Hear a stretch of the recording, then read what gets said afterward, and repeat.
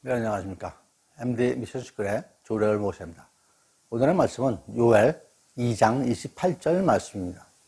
그 후에 내가 내 영을 만인에게 부어주리니 너희 자녀들이 장래 일을 말할 것이며 너희 늙은이는 꿈을 꾸며 너희 젊은이는 이상을 볼 것이며. 예, 이 말씀을 꿈을 꾸라 라는 제목으로 함께 나누도록 하겠습니다. 여러분은 꿈을 자주 꾸시나요? 또 여러분의 꿈은 대체적으로 어떤 꿈들입니까? 이 꿈이 영어로는 드림이죠. 그런데 이 드림의 어원이 참 재밌습니다. 독일어로는 트라움에서 유래된 말인데요. 독일어 트라움은 속이다라는 뜻을 갖고 있다고 합니다. 한자어로도 재밌죠. 꿈의 한자어가 몽자죠, 몽자. 이는 눈이 어둡다, 앞이 안 보이다라는 그런 의미를 형상화한 글자입니다. 이런 것을 보면은 꿈이라는 것이 그냥 낭만적이지만은 않은 것 같죠. 한참 연애하는 남자가 헤어지면서 뭐 꿈속에서 만나, 뭐 꿈에서도 또 보자, 뭐 이런 얘기를 하는데 전혀 낭만적이지 않은 그런 말들입니다. 어원적으로는. 자면서 꿈을 전혀 꾸지 않는 사람도 있고 또 자주 꾸는 사람도 있죠. 나가 너무 많아서 꿈을 너무 많이 꿔서 불편하다는 사람도 있습니다. 그런데 꿈을 많이 꾸는 그런 원인이 수면 무호흡증이라고 합니다. 국내 그 한 연구에 따르면 중년 인구 5명 중 1명은 수면 무호흡증을 겪고 있다고 합니다. 이 증상은 꿈이 많은 것뿐만 아니라 고혈압, 당뇨, 심혈관 질환 등의 그 성인병을 일으킬 수 있다고 합니다. 그럼 수면 무호흡증이 꿈을 많이 꾸게 하는 그런 원인 또한 무엇일까요? 꿈은 렘 수면 단계에서 꾸게 되는데 렘 수면은 전체 수면의 약 20%밖에 차지하지 않습니다. 렘 수면 때 잠에서 깨면 누구나 꿈을 꿨다고 생각하는 것이죠. 하지만 깨지 않고 푹 자고 일어나면 대부분 꿈을 꾼 사실을 기억해내지 못하고 있는 것입니다. 따라서 꿈을 기억하는 것은 자는 동안에 꿈을 깨는지 여부에 달려 있다는 것이죠. 분명 수면 무호흡증과 같은 그런 수면 장애가 있으면 수면 중에서 잦은 각성이 나타나서 꿈을 많이 꾸었다고 느끼게 되는 것입니다. 정상적인 수면을 취하는 사람은 8시간 잔다고 하면은 4분의 1인 2시간 정도 꿈을 꾼다고 합니다. 꿈을 꾸는 렘 수면을 경험하는 것이죠. 대개 꿈을 기억하는 경우는 그 꿈의 내용이 매우 인상적이고 자신에게 중요한 내용일 경우가 있다고 합니다. 그래서 항상 기억되는 꿈들은 뭔가 의미가 있어 보이고 또 꿈을 자주 기억하게 되는 경우는 꿈을 자다가 자주 깼다는 의미도 해석할 수가 있습니다. 꿈을 꾸고 난 후 얼마 지나지 않아 잠에서 깨면 그 내용을 기억할 확률이 그만큼 높아지기 때문이죠. 반드시 그런 것은 아니지만 꿈 내용의 상당 부분은 우리가 낮 동안 경험한 것들, 또 현재 가장 관심이 있고 많이 생각하는 것들이 꿈 내용으로 구성되는 경우가 많죠. 이런 꿈에 대한 성경적 정의는 무엇일까요? 하나님의 계시의 완성인 성경이 완성되기 전에 하나님께서 사용하셨던 계시의 한 방법이라고 성경사전에서 정의를 하고 있습니다.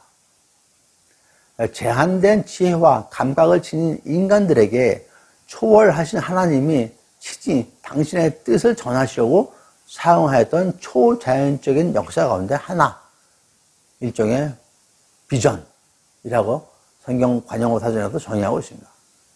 그러니까 성경에서 얘기하는 꿈과 우리가 생각하는 일반적인 꿈과는 많이 성격이 다른 것이죠. 하지만 지금도 우리는 꿈속에서 하나님과 인격적 만남을 갖기도 하고 하나님의 음성을 듣기도 합니다. 중요한 것은 분별을 잘 하여야 된다는 것이죠. 저는 꿈을 좀 안 꾸는 편입니다. 기억 못하는 것이겠죠. 위의 얘기로 비춰보면 안 꾸는 것이 아니라 기억 못하는 것입니다. 더러 꿈을 꿀 때는 음성을 듣기도 하고 아침에 깰 때 그 어떠한 생각을 떠오르기도 합니다. 아주 가끔은 하나님께서 주시는 생각과 음성으로 확신하고 받아들이는 경우도 있습니다. 성경에는 많은 꿈 얘기들이 있습니다. 그중 가장 위대한 꿈은 요셉의 꿈일 것입니다. 요셉은 그의 일생을 좌우하는 두 가지 큰 꿈을 꾸죠. 창세기 37장에 등장하는 첫 번째 꿈은 형제들이 함께 곡식단을 묶던 중에 요셉의 곡식단은 일어서고 형제의 곡식단은 요셉의 단에 엎드려 절하는 꿈이었죠. 두 번째 꿈은 해와 달과 11별이 요셉에게 절하는 꿈이었습니다. 여기에서 해는 아버지를, 달은 어머니를, 그리고 11별은 11형제를 상징을 하는 거죠. 이 꿈은 요셉이 장차 높은 지위에 있게 되고 기근의 날에 요셉을 통해서 형제들이 구원받고 하나님께서 요셉을 통해서 이스라엘 민족을 지키시겠다는 그런 예시이기도 합니다. 이 꿈은 욕망이나 환상이 아닌 것이죠. 하나님의 능력으로 앞으로 될 일을 미리 보이시게 한 그 신적 계시의 표현인 것입니다. 이 꿈은 마침내 이루어져서 요셉이 애굽의 총리가 되고 형제들과 아버지를 기근의 날에 보살펴 주시도록 그러한 것으로 기록이 되어 있습니다. 요셉이 총리가 된 계기도 요셉이 감옥에 있을 때 바로의 꿈을 해석한 것이 계기가 되었죠. 가히 요셉은 꿈의 사나이라고 할 수가 있습니다. 이러한 요셉의 아버지인 야곱 또한 꿈을 꾸었는데 그 성경에 그 두 건이 기록이 되어 있습니다. 먼저는 창세기 28장 12절부터 16절까지 기록이죠.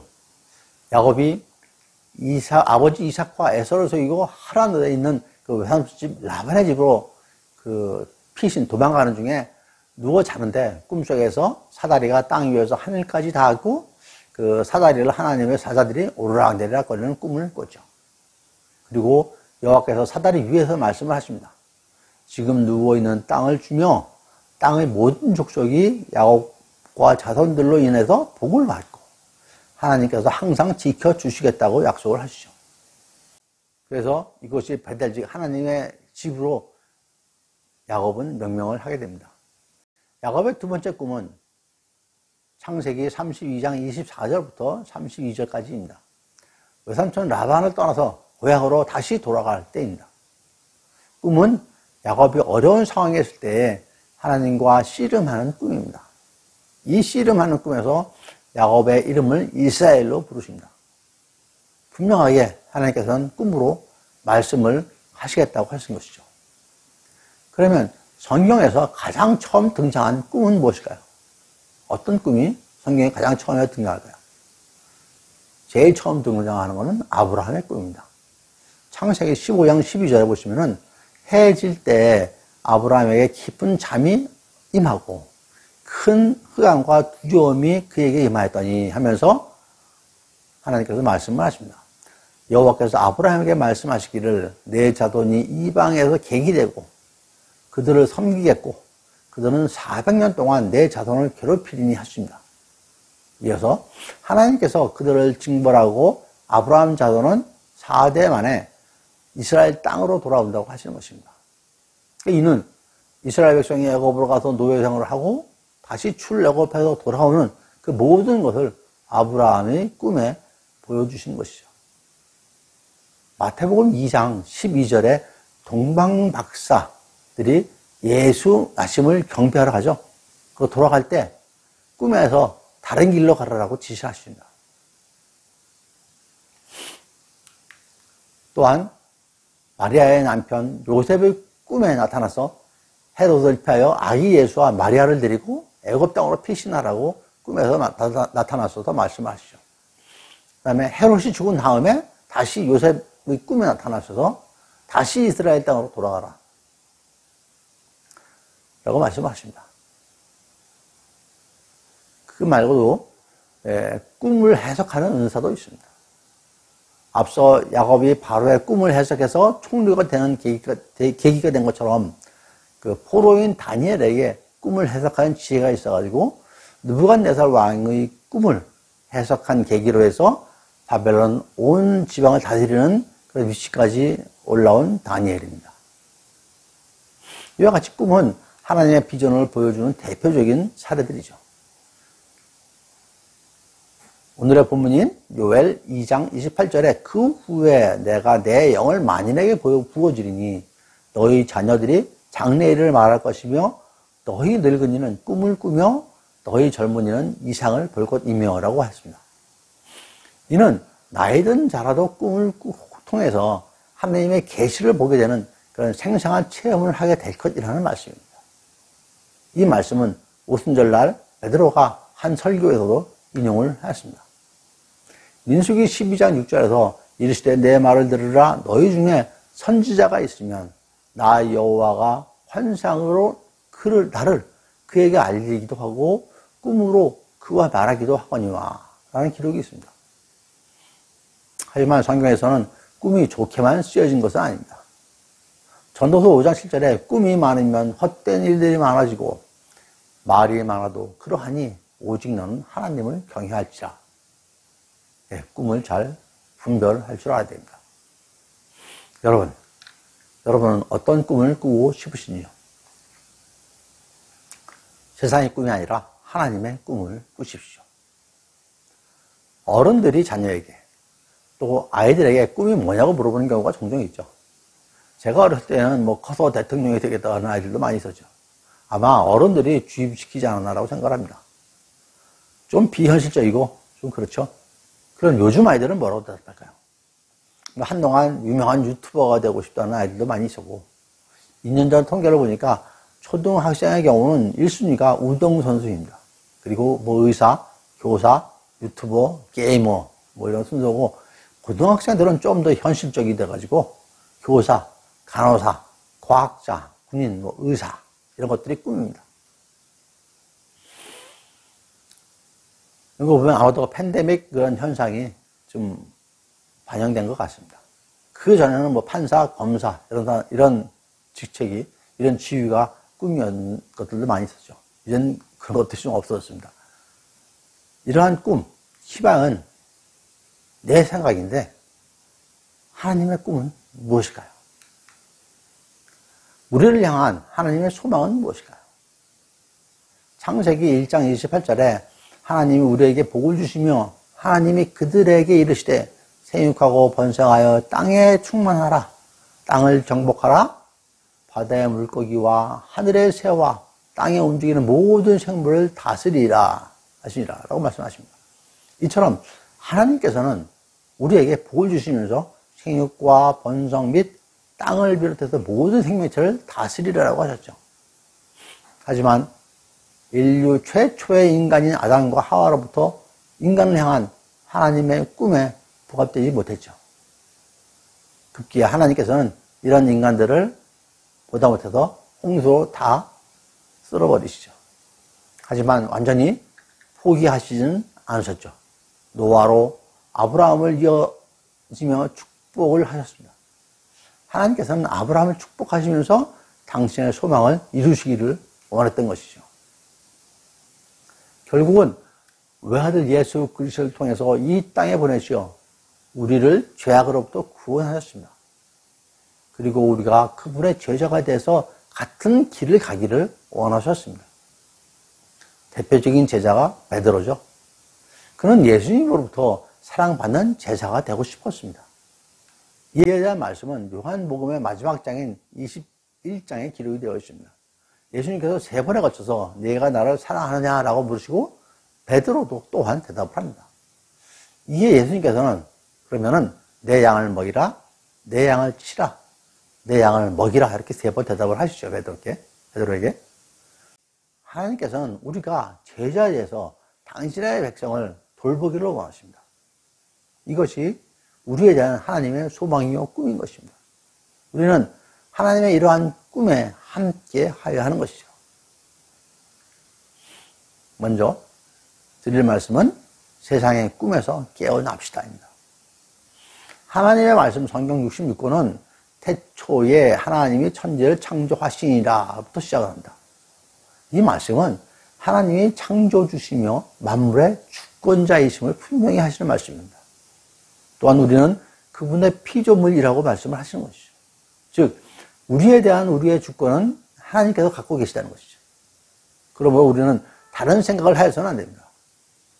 우리는 그분의 피조물이므로 그분과 같은 꿈을 꾸어야 하는 것이죠. 세상의 꿈을 꾸면 안 되는 것입니다. 그동안 갖고 있었던 세상의 꿈에서 깨어나야 하는 것이죠. 세상의 꿈을 버려야 하는 것이죠. 유명한 가수 인순이의 노래로 유명해진 그 거위의 꿈이라는 생각이 납니다. 이 곡은 그룹 그 카니발의 그 이적 씨가 작사해서 김동률 씨가 작곡한 곡인데요. 노래는 그 인순이 씨가 불러서 더 유명해졌습니다. 그 가사 중에 그래요 난 꿈이 있어요. 그 꿈을 믿어요. 나를 지켜봐요. 저 차갑게 서 있는 운명이라는 벽 앞에 당당히 마주칠 수 있어요. 라는 가사가 있습니다. 세상이라는 운명에 맞설 수 있는 하나님의 꿈이 있어야 합니다. 세상의 꿈, 세상의 야망, 세상의 성공은 헛되고 헛된 것입니다. 예레미야 23장 32절에 여호와의 말씀이니라 보라 거짓 꿈을 예언하여 이르며 거짓과 헛된 자만으로 내 백성을 미혹하게 하는 자를 내가 치리라. 내가 그들을 보내지 아니하였으며 명령하지 아니하였나니 그들은 이 백성에게 아무 유익이 없느니라. 여호와 하나님의 말씀이니라. 라는 기록이 있습니다. 하나님께서는 헛된 꿈을 막으시기도 하십니다. 창세기 20장 3절 말씀에 그 밤에 하나님이 아비멜렉에게 현몽하시고 그에게 이르시되 내가 데려가 이 여인으로 말미암아 내가 죽으리니 그는 남편이 있는 여자임이라라고 하십니다.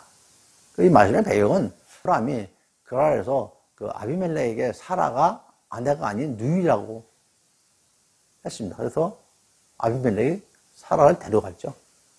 그럴 때 하나님께서 아비멜렉 꿈에 나타나서 하시는 말씀입니다. 그래서 사라를 돌려보내게 하셨죠. 아비멜렉의 욕정의 헛된 꿈을 버리게 하신 것입니다. 여러분, 하나님의 꿈은 이루어집니다.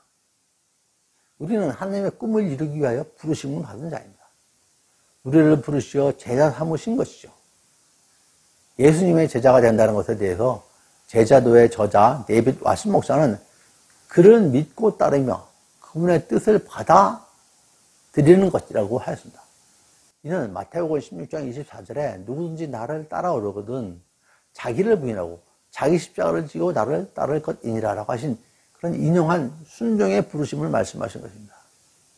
이어서 내적인 신앙은 외적인 순종으로 동반하여야 한다는 것이죠. 순종이 없으면 진정한 믿음도 제자도 없다라고 말씀을 하십니다. 더 나아가 예수님을 따르는 제자도에 있어서 절반의 그 개념은 없으며 전부가 아니면 아무것도 아니라는 것입니다. 온전한 순종이어야 한다는 것이죠. 충성이 필요하다는 것입니다. 순종과 충성이 진정한 제자도인 것이죠. 그러면서 의미심장하게 현대 전도의 크나큰 비극은 믿음으로 부름을 받은 사람은 많은데 순종으로 부르심을 받은 사람은 적다라고 제자도에서 얘기를 하고 있습니다. 우리는 하나님의 꿈을 이루기 위해서 부르심을 받은 자들입니다. 그 분의 꿈을 이루기 위해서 그 분께 순종하고 충성하여야 할 것입니다. 그것이 진정한 제자이죠. 하나님께서는 그분의 꿈을 이루기 위해서 우리가 축복의 통로가 되게 하신 것입니다.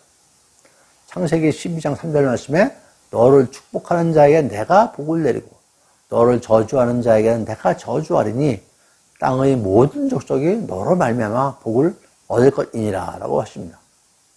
믿음의 조상인 아브라함을 축복의 통로로 사용하신 것이죠. 다른 예로는 신약 성경에 옥간점수 루디아가 있습니다. 사도 바울이 무시아를 지나서 드로아로 가는데 그 꿈에서 마게도니아 사람이 나타나서 말하기를 건너와서 우리를 도우라. 그래서 사도 바울이 드로아에서 배를 타고 빌립보로 갑니다. 빌립보는 마게도니아의 그 첫 성읍입니다.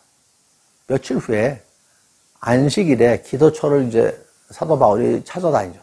여기서 바울은 옥감장수 루디아를 만나게 됩니다. 바울의 말씀에 루디아가 마음을 열고 하나님을 섬기게 되죠.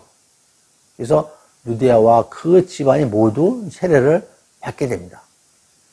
나아가 루디아를 통해서 유럽 대륙 선교의 문을 열게 되는 것이죠. 그래서 하나님께서는 꿈을 통해서 사도 바울에게 루디아를 만나게 하시고 그 루디아를 통해서 유럽 대륙 선교의 문을 열게 하신 것입니다. 루디아가 유럽 선교의 통로가 된 것입니다. 루디아가 축복의 통로가 된 것입니다. 하나님께서는 당신의 꿈을 이루기 위해서 바울에게 꿈을 통해서 루디아를 만나게 하신 것입니다. 그런 루디아는 기도와 물질로 바울의 선교 사역에 열성으로 동참을 하였죠. 주님께서는 사도 바울에게도 꿈에서 말씀을 하십니다. 사도행전 18장 9절과 10절 말씀인데요.